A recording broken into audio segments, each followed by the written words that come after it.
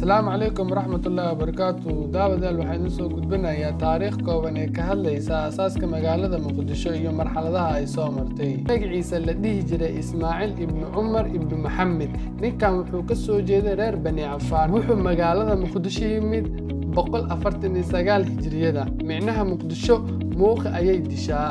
Magaalada Muqdisho waxay ku caanbaxday masaajido waaweyn oo taariikh fog leh oo ahaan jiray goobihii cilmiga loo soo doonan jiray lagana baran jiray culuumta kala duwan waxaana loogu imaan jiray geeska Afrika oo dhan. Waxa masaajidadaas ay caan ku baxday xalaaqad, tafsiir, xadiis iyo fiqiga. maamulkii Muqdisho ka jira waxay ku tartami jireen dhisidda masaajidada iyo goobaha lagu barto diinta Islaamka. masaajidada waaweyn waxaa ka mid ah masjidka Xamarweyne ee loo yaqaan Jaamaca. waxaa la isku wada raacsan yahay inuu yahay masjidka ugu faca weyn magaalada Muqdisho. waxaa masjidkaas la dhisay 630 Hijriya. masaajidka wuxuu leeyahay 81 tiir. masjidka 4 rukun oo la dhisay bartamihii qarnigii 7aad ee Hijriyada.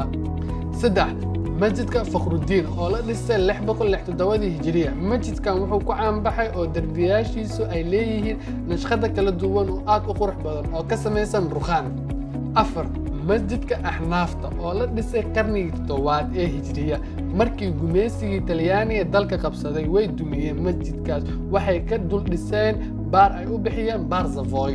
daawade haddii aad nagu cusub tahay channelka subscribe saar, haddii aad hore u joogtayna like saar muuqaalkan. wixii fikrad iyo ra'yi ah qaybta comment inoo